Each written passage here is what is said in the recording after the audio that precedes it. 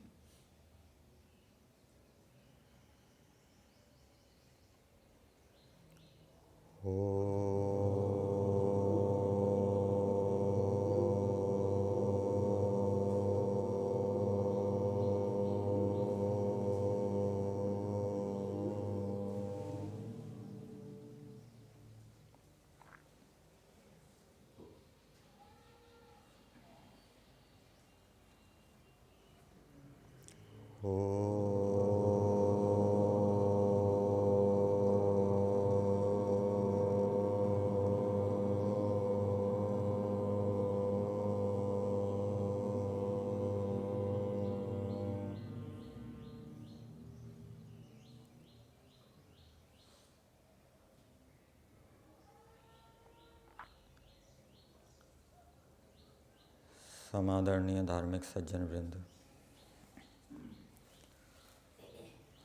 यजुर्वेद के पहले अध्याय में दूसरा मंत्र है। उसके प्रारंभिक पद है वसोः पवित्रमसि द्यौरसि पृथ्वी असि। इस मंत्र की भूमिका में दिया है यज्ञ किस प्रकार का होता है। हमने यज्ञ के विषय में बहुत सुना है।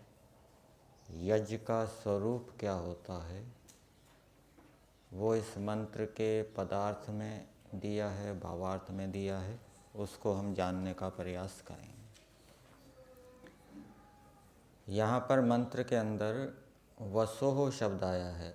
वसोः पवित्रमसि। वसु से वसोः बना है। वसु यज्ञ का नाम है। यहाँ पर शतपथ ब्राह्मण का प्रमाण दिया है यज्ञों वै वसु। वसु यज्ञ को कहते हैं। और वो यज्ञ कैसा है? पवित्र है। पवित्र का पदार्थ दिया है पुनाति येन कर्मणा तत्। जिस कर्म से यजमान संसार को पवित्र करता है उस कर्म को क्या कहते हैं? यज्ञ। और आगे एक मंत्र के भावार्थ में इसी प्रसंग में यज्ञ के विषय में बताया है कि जो यज्ञ है वो पवित्र करने वाला भी होता है। जो यज्ञ का सेवन करता है वो पवित्र भी होता है और संसार को पवित्र भी करता है। इस मंत्र के भावार्थ में यज्ञ करने से क्या क्या उपलब्धियां होती है वो बताया है और पदार्थ के अंदर यज्ञ का स्वरूप भी बताया है। पहले मैं भावार्थ पढ़ता हूँ। मनुष्य लोग अपनी विद्या और उत्तम क्रिया से जिस यज्ञ का सेवन करते हैं उससे पवित्रता का प्रकाश होता है। अर्थात यज्ञ करने वाला भी पवित्र होगा और संसार भी पवित्र होगा। पवित्रता का ज्ञान होता है। पवित्रता का प्रकाश का मतलब क्या है? पवित्रता का ज्ञान होता है। पवित्रता क्या चीज़ होती है? हम पवित्र हो रहे हैं तो वो पवित्र होने का मतलब क्या है? संसार पवित्र हो रहा है तो संसार की पवित्रता का मतलब क्या है? तो उस यज्ञ के सेवन से पवित्रता का ज्ञान होता है। तो वो पवित्रता का ज्ञान कैसे होगा? वो यज्ञ शब्द का जब हम अर्थ जानेंगे वहाँ से पता लगेगा। अभी मैं इसका लाभ बता रहा हूँ। पृथ्वी का राज्य प्राप्त होता है। पृथ्वी का राज्य अर्थात चक्रवर्ती राज्य। यज्ञ के सेवन से चक्रवर्ती राज्य की प्राप्ति होती है। वायु रूपी प्राण के तुल्य राज्य नीति, ऐसी राज्य नीति की प्राप्ति होती है जो वायु रूपी प्राण के तुल्य हो। जैसे प्राण होता है वो सबके जीवन का आधार होता है, इसी प्रकार से राज्य नीति भी इस प्रकार की प्राप्त होती है जो सभी प्राणियों के, जो कि राज्य के अंदर रह रहे हैं, उसके जीवन का आधार बने। ऐसी राज्य नीति की प्राप्ति होती है। प्रताप की प्राप्ति होती है। आपने प्रतापी राजा सुना होगा।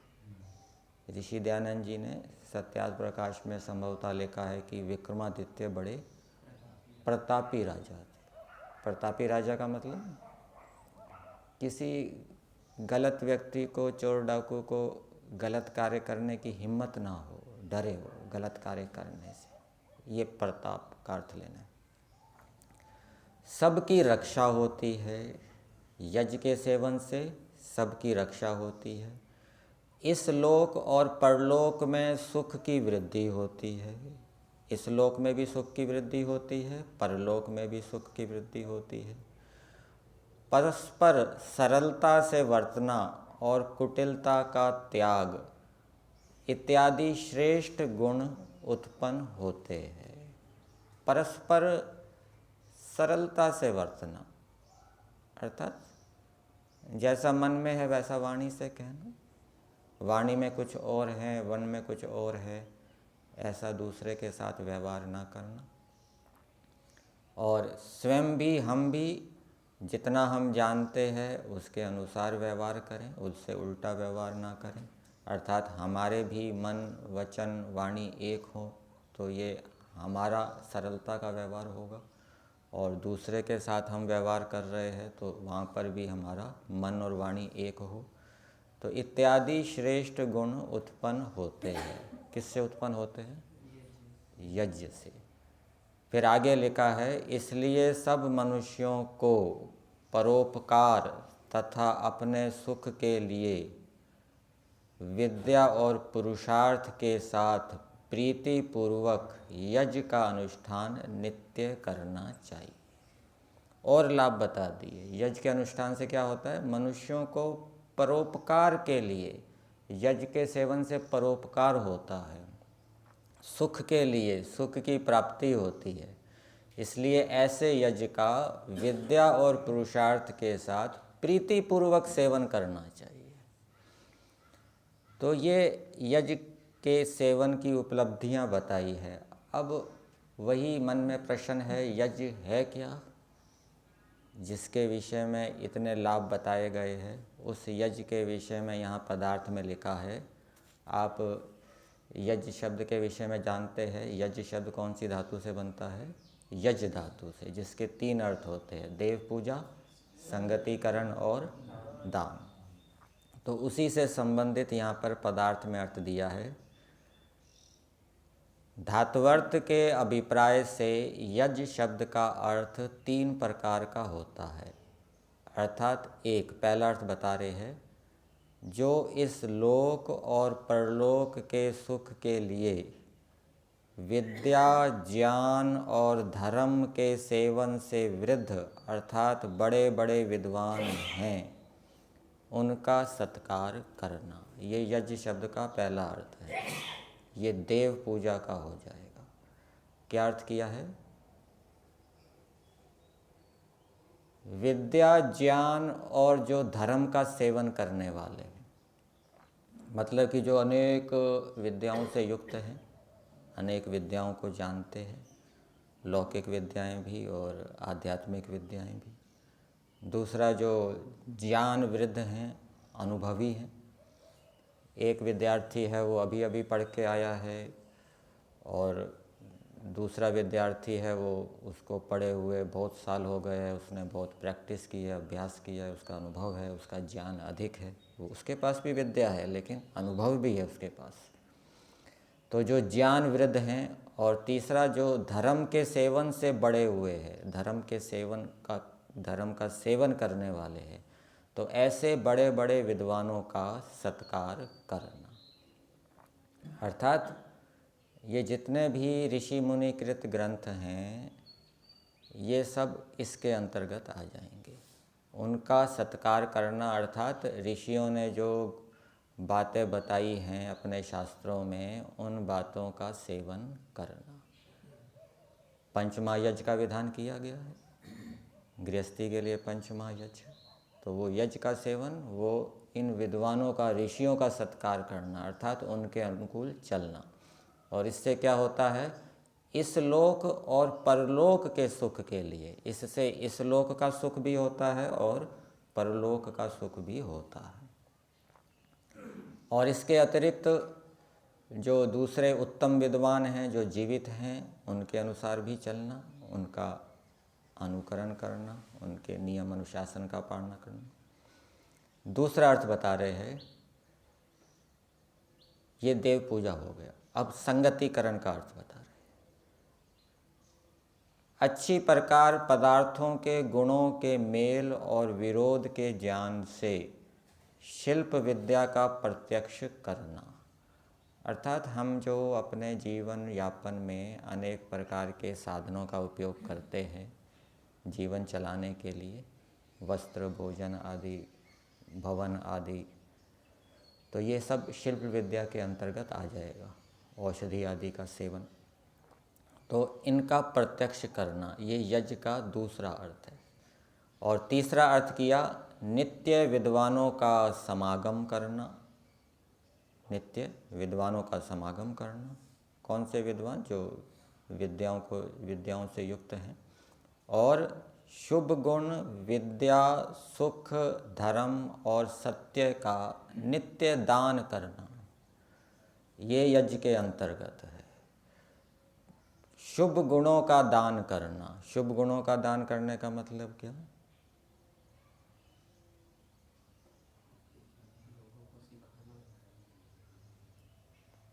शुभ गुणों का दान का मतलब क्या? किसी को अच्छी बात बतानी। विद्या का दान। विद्या का दान क्या है? आपके पास कोई विद्या है, उससे आपने किसी की समस्या का समाधान कर दिया और बदले में कुछ नहीं लिया, ये क्या हो गया? विद्या का दान। और सिखाना भी हो जाएगा, दूसरे को आपने अपनी विद्या सिखा दी, बदले में कुछ नहीं लिया, ये विद्या का दान। और दूसरे गुण और भी जो अच्छे अच्छे गुण हैं उनका दान करना। कैसे कैसे वो गुण प्राप्त होते हैं, उनको धारण किया जाता है, उनके उपाय बताना, बदले में कुछ नहीं लेना, ये यज्ञ है। सुख का दान करना। सुख का दान करना। सुख का दान करने का मतलब क्या है? दूसरे को सुख देना, बदले में कुछ नहीं लेना। जैसे विद्या का दान, दूसरे को विद्या देना, बदले में कुछ नहीं लेना, ऐसे ही दूसरे को सुख देना, बदले में कुछ नहीं लेना। धर्म का दान। धर्म का दान अर्थात धर्म के विषय में बताना, बदले में कुछ नहीं लेना। और सत्य का नित्य दान करना है। तो ये यज्ञ है। बड़े बड़े जो विद्वान हैं, ज्ञान, विद्या और धर्म का सेवन करने वाले जो ऋषि मुनि हैं हमारे, उनके शास्त्रों का अनुकरण करना। दूसरा, अच्छी प्रकार से पदार्थों के गुणों के मेल और विरोध कर जानकर शिल्प विद्या का प्रत्यक्ष करना। और तीसरा, विद्वानों का समागम और विद्या, धर्म आदि गुणों का दान देना। तो इस यज्ञ के सेवन से ये लाभ होते हैं जो भावार्थ के अंदर बताए। फिर आगे बता रहे हैं यज्ञ के विषय में। ये अगले मंत्र है, वसोह पवित्रमसि शतधारम वसोह पवित्रमसि सहस्रधारम। इसके भावार्थ में ऋषि दयानंद जी लिखते हैं कि जो मनुष्य पूर्वोक्त यज्ञ सेवन करके पवित्र होते हैं, अर्थात जो वेदों के अनुकूल, ऋषियों के अनुकूल चलते हैं और अनेक प्रकार की शिल्प विद्याओं का प्रत्यक्ष करके दूसरों को लाभान्वित करते हैं, तो इस प्रकार करने से आत्मा भी पवित्र होता है। देव पूजा, संगतिकरण और दान से आत्मा क्या है? पवित्र होता है। तो इस प्रकार से जो मनुष्य यज्ञ का सेवन करके पवित्र होते हैं, उन्हीं को जगदीश्वर बहुत सा ज्ञान देकर अनेक प्रकार के सुख देता है। तो ये जो यज्ञ करते हैं, ईश्वर उनको बहुत सा ज्ञान देकर अनेक प्रकार से सुख देता है। संस्कृत भाग में दिया है, तान जगदीश्वरो बहुविधेन विज्ञानेन सह वर्तमानान कृत्वा एतेभ्यो बहुविधम सुखम ददाति। वहाँ पर संस्कृत भाग में विज्ञान शब्द है। तो ईश्वर से, यज्ञ के सेवन से ईश्वर से क्या है? हमें विज्ञान की प्राप्ति होती है और उससे हमें सुख की प्राप्ति होती है। हम आध्यात्मिक क्षेत्र में अनेक विषयों में निर्णय लेने के लिए प्रयास करते हैं। अनित्यता के विषय में निर्णय हो जाए, शरीर और आत्मा की पृथकता के विषय में निर्णय हो जाए, अथवा ईश्वर का महत्व समझ में आ जाए, ईश्वर के प्रति प्रीति, आकर्षण उत्पन्न हो जाए। वो कब होगा? जब ईश्वर के गुण कर्म स्वभाव समझ में आएंगे। और ईश्वर के गुण कर्म स्वभाव कब समझ में आएंगे? जब हमें ईश्वर से विज्ञान मिलेगा। हम ईश्वर के विषय में बहुत पढ़ रहे हैं, सुन रहे हैं, विचार कर रहे हैं, लेकिन जब तक हमें ईश्वर से विज्ञान नहीं मिलेगा उस सुने पढ़े विचारे हुए विषय में, तब तक हमें ईश्वर के प्रति श्रद्धा, विश्वास उत्पन्न नहीं होगा। ईश्वर के गुण कर्म स्वभाव समझ में नहीं आएंगे, और ईश्वर के गुण कर्म स्वभाव समझ में नहीं आएंगे तो ईश्वर में प्रीति, आकर्षण उत्पन्न नहीं होगा। और ईश्वर से प्रीति, आकर्षण उत्पन्न नहीं होगा तो इसका भी एक लाभ बताते हैं कि जिसका ईश्वर के प्रति विशेष आकर्षण होता है तो ईश्वर की ओर से भी उसको ज्ञान मिलता है। और ईश्वर में आकर्षण उत्पन्न करने के लिए यज्ञ करने की आवश्यकता है। जो यज्ञ का सेवन करेगा उसको विज्ञान मिलेगा, और फिर उसको विज्ञान मिलने से ईश्वर के गुण कर्म स्वभाव समझ में आएंगे, और फिर ईश्वर के प्रति प्रीति होगी, और ईश्वर के प्रति प्रीति होने पर और विज्ञान मिलेगा। तो ये लाभ बताया है। जगदीश्वर बहुत सा विज्ञान देकर अनेक प्रकार के सुख देता है। फिर आगे लिखा है, परंतु जो लोग ऐसी क्रियाओं के करने वाले व परोपकारी होते हैं, वे ही सुख को प्राप्त होते हैं, आलस्य करने वाले नहीं। तो जो परोपकारी हैं, यज्ञ का सेवन करके संसार का उपकार करते हैं, उनको ही ईश्वर विज्ञान देता है। ये महर्षि दयानंद जी परोपकार के ऊपर बहुत बल देते हैं। बहुत से साधक आपको मिलेंगे जो परोपकार की ओर इतने ध्यान देते नहीं हैं। बहुत से सन्यासी ऐसे मिलेंगे जिनके अंदर परोपकार की भावना नहीं होती। वो निंदा अपमान से डरते हैं, खंडन मंडन करेंगे, निंदा अपमान होगा। तो ऋषि दयानंद जी 11वें समोल्लास में लिखते हैं कि ऐसे सन्यासियों की जो कि निंदा अपमान से डरते हैं, सत्य का प्रचार नहीं करते, उनके अंदर परोपकार बुद्धि नहीं है। तो बहुत से सन्यासी ऐसे मिलेंगे जिनके अंदर परोपकार बुद्धि नहीं होती, परोपकार की भावना नहीं होती। वो प्राप्त तो ईश्वर की प्राप्ति के लिए प्रयास तो कर रहे हैं, लेकिन परोपकार करना ये वेद के अनुकूल है। तो जो वेद के अनुकूल चलेगा वो शीघ्र अपने लक्ष्य को प्राप्त करेगा, वो ईश्वर को जानेगा, समझेगा। इसी से संबंधित एक बात और अगले मंत्र में दी है। ये यज्ञ का ही प्रकरण चल रहा है। ये मंत्र संख्या 4 है। सा विश्वायु सा विश्वकर्मा सा विश्वधाया। तो इसके भावार्थ में महर्षि दयानंद जी लिखते हैं,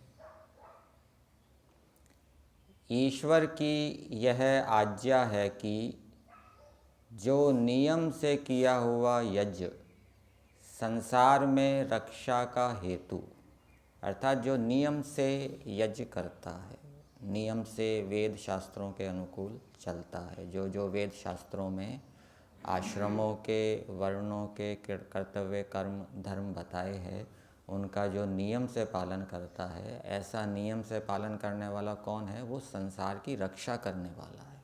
ठीक है, तो नियम से किया हुआ यज्ञ संसार में रक्षा का हेतु और प्रेम सत्य भाव से प्रार्थित ईश्वर विद्वानों की सर्वदा रक्षा करता है। ईश्वर कब रक्षा करता है? जब प्रेम से और सत्य भाव से हम ईश्वर की प्रार्थना करेंगे, अर्थात जिस विषय में हमने प्रार्थना की है उस विषय में हम धर्मपूर्वक पुरुषार्थ करेंगे और ईश्वर में भी यदि हमारा प्रेम होगा तो ईश्वर हमारी सर्वदा रक्षा करेगा। वही सबका अध्यक्ष है, परंतु जो क्रिया में कुशल, धार्मिक, परोपकारी मनुष्य हैं, वे ही ईश्वर और धर्म को जानकर मोक्ष और सम्यक क्रिया साधनों से इस लोक और परलोक के सुख को प्राप्त होते हैं।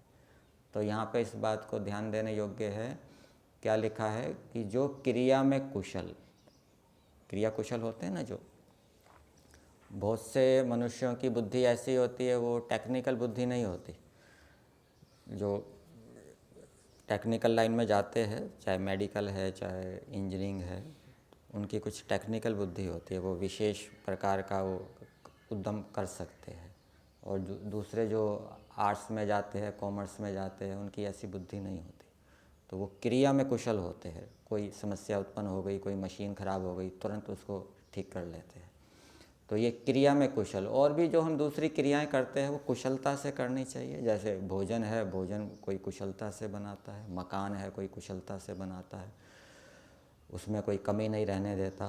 तो जो क्रिया में कुशल है, अर्थात कोई भी व्यक्ति है जो क्रियाएं कर रहा है, कुशलता से कर रहा है, धार्मिक है, परोपकारी हैं, ऐसे जो मनुष्य हैं, वे ही ईश्वर और धर्म को जानकर, वे ही ईश्वर और धर्म को जान सकते हैं। हाँ जी, कौन ईश्वर और धर्म को जान सकते हैं?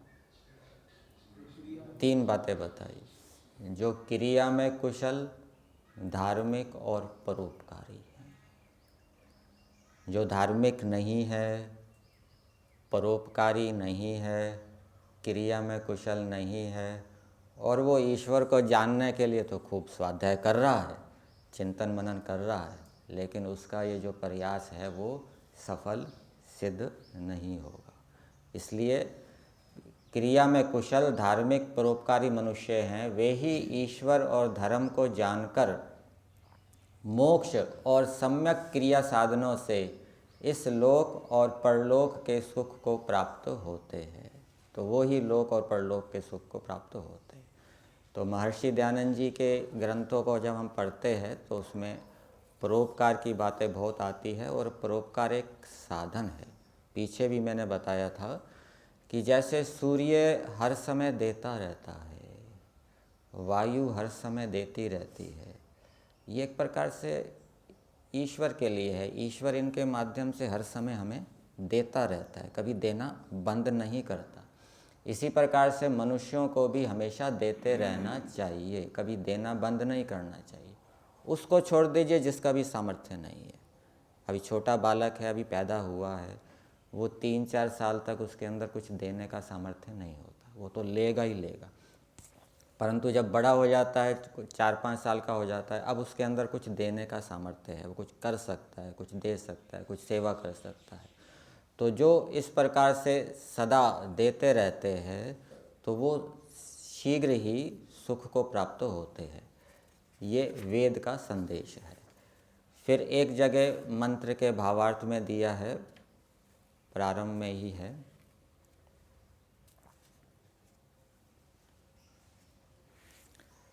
सब लोगों को चाहिए, ये यजुर्वेद के पहले अध्याय के पहले मंत्र का भावार्थ है, मंत्र है, ईशे तोर्जेत्वा वायवस्था देवो वह सविता प्रापयतु श्रेष्ठतमाय। इसके मंत्र में महर्षि दयानंद जी भावार्थ में लिखते हैं, सब लोगों को चाहिए कि अच्छे अच्छे कामों से प्रजा की रक्षा तथा उत्तम उत्तम गुणों से पुत्र आदि की शिक्षा सदैव करें।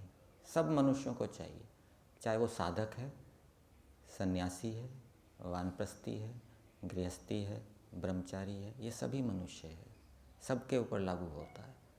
क्या है कि अच्छे अच्छे कामों से वो प्रजा की रक्षा सदैव करें, सदा हर समय वो प्रजा की रक्षा करते रहें। चाहे जो साधना को सिद्ध करने के लिए प्रयास कर रहा है वो भी हर समय रक्षा करता रहे, ठीक है ना, दूसरे को देना ना छोड़े, केवल अपने में ना लगा रहे। तथा उत्तम उत्तम गुणों से पुत्र आदि की शिक्षा सदैव करे। और पुत्र आदि की शिक्षा, कोई उसके साथ रहता है, सहयोगी है, पुत्र से सेवक भी ले लेंगे, पड़ोसी भी ले लेंगे, और भी जो हमारे से संबंधित हैं उनको उत्तम उत्तम गुणों से उनकी शिक्षा सदैव करता रहे। ये भावार्थ में लिखते हैं कि जिससे प्रबल रोग, विघ्न और चोरों का अभाव होकर प्रजा और पुत्र आदि सब सुखों को प्राप्त हों। तो इससे क्या होगा, प्रबल रोग उनका निवारण होगा, उनका अभाव होगा, विघ्नों का अभाव होगा, चोरों का अभाव होगा। यदि पुत्र, सेवक, अड़ोसी पड़ोसी, मित्र आदि को अच्छी शिक्षा नहीं करेंगे तो मित्र चोरी कर जाएगा, नौकर चोरी कर जाएगा, पड़ोसी चोरी कर जाएगा, तो उससे ये चोरों का अभाव होगा। यदि हम शिक्षा करेंगे तो चोरों का अभाव होगा। यदि हम उनको अच्छी बातें नहीं सिखाएंगे कि भाई मेहनत ईमानदारी से काम करना चाहिए, खुद भी मेहनत ईमानदारी से काम करें, दूसरों को भी बताएं, तो उससे क्या है, वो चोरी नहीं करेंगे। और प्रबल रोगों का भी अभाव होगा। उत्तम उत्तम गुणों की शिक्षा दे रहे हैं तो उनको, हम जिन गुणों का सेवन कर रहे हैं, व्यायाम करते हैं, प्रातःकाल भ्रमण करते हैं, तो उनको भी बताएं, तो उनके अंदर भी प्रबल रोगों का अभाव होगा, हमारे अंदर भी होगा, ये वेद का आदेश है। और विघ्नों का भी अभाव होगा। तो इस अभाव होकर प्रजा और पुत्र आदि सब सुखों को प्राप्त हो, यही श्रेष्ठ काम सब सुखों की खान है। क्या लिखा, यही श्रेष्ठ काम सब सुखों की खान है। हम सुख चाहते हैं ना, वैराग्य का भी सुख होता है, समाधि का भी सुख होता है, सब सुख उसमें आ जाएंगे, वैराग्य का सुख भी उसमें आ जाएगा, समाधि का सुख भी आ जाएगा। तो ये सब सुखों की खान है। कौन सा, दोहरा लीजिए, अच्छे अच्छे कामों से प्रजा की रक्षा तथा उत्तम उत्तम गुणों से पुत्र आदि की रक्षा सदैव करना। फिर आगे लिखा है, हे मनुष्य लोगों, आओ अपने मिलके जिसने इस संसार में आश्चर्य रूप पदार्थ रचे हैं उस जगदीश्वर के लिए सदैव धन्यवाद देवें। तो ईश्वर को हमेशा हमें क्या है, धन्यवाद देना चाहिए। धन्यवाद देने से क्या लाभ होता है? धन्यवाद को दूसरे शब्द में क्या कहेंगे? कृतज्ञता प्रकट करना, ईश्वर के किए हुए को जानना। जब हम ईश्वर को धन्यवाद देते हैं तो एक प्रकार से ईश्वर के प्रति कृतज्ञता प्रकट करते हैं, ईश्वर के उपकारों को मानते हैं, ईश्वर के लाभों को मानते हैं, और उससे क्या होगा, ईश्वर के प्रति प्रेम होगा।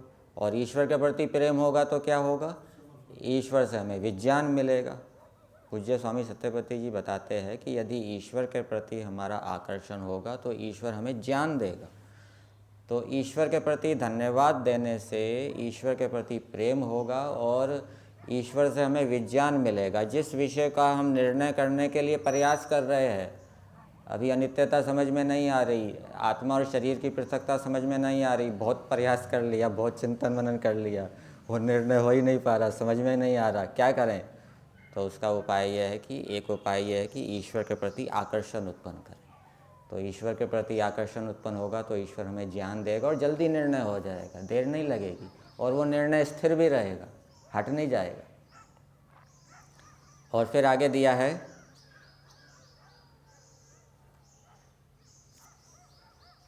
सदैव ईश्वर का सदैव धन्यवाद देवें, यही परम दयालु ईश्वर अपनी कृपा से उक्त कामों को करते हुए मनुष्यों की सदैव रक्षा करता है। तो ये उक्त जो काम करते हैं, प्रजा की रक्षा करते हैं और उनको उत्तम उत्तम गुणों आदि से उनकी रक्षा करते हैं, तो ऐसा जो दयालु परमेश्वर है, ऐसे काम करने वालों मनुष्यों की सदैव रक्षा करता है। ये महर्षि दयानंद जी इस मंत्र के भावार्थ में लिखते हैं। तो ये यज्ञ के विषय में आपको बताया, यज्ञ क्या होता है, यज्ञ करने से क्या लाभ होता है। तो यज्ञ के विषय में क्या बताया, देव पूजा। देव पूजा का मतलब क्या है, जो धर्म का सेवन करने वाले हैं, जो विद्याओं से युक्त हैं और जो बड़े ज्ञानी हैं, ऐसे जो ऋषि मुनि विद्वान हैं, उनके शास्त्रों का अनुकरण करना, उन पर श्रद्धा रखना, ठीक है ना। और दूसरा संगतिकरण, जिन जिन पदार्थों का हम उपयोग करते हैं उनके गुण कर्म स्वभावों का हमें पता होना चाहिए, और उसके माध्यम से अनेक प्रकार के साधन उपसाधनों का निर्माण करना चाहिए, अपने सुख के लिए और दूसरे के सुख के लिए। जैसे बूरा है और घी है, केवल बूरा खाएंगे, केवल नमक खाएंगे तो केवल बूरा और केवल नमक खाने से हानि करेगा। यदि उसको घी के अंदर मिलाएंगे तो वो हानि नहीं करेगा, वो हानि से हम बच जाएंगे। तो इस प्रकार से गुण कर्मों को जान के हम अपना भी प्रयोजन सिद्ध करें, दूसरे का प्रयोजन भी सिद्ध करें। और तीसरा दान, दान देना, विद्या आदि का दान देना, धर्म आदि का दान देना, ये निष्कामता है। तो ये परोपकार का स्वरूप बताया। इस परोपकार करने से हमें पृथ्वी का राज्य, चक्रवर्ती राज्य प्राप्त होगा, पवित्रता की प्राप्ति होगी, हम भी पवित्र होंगे, संसार को भी पवित्र करेंगे, ईश्वर से हमें रक्षाएं प्राप्त होगी, ईश्वर से हमें अनेक प्रकार का विज्ञान मिलेगा, इस लोक और परलोक के सुख की वृद्धि होगी, और ईश्वर हमें सब प्रकार से सहायता करेगा। यहीं तक रखते हैं।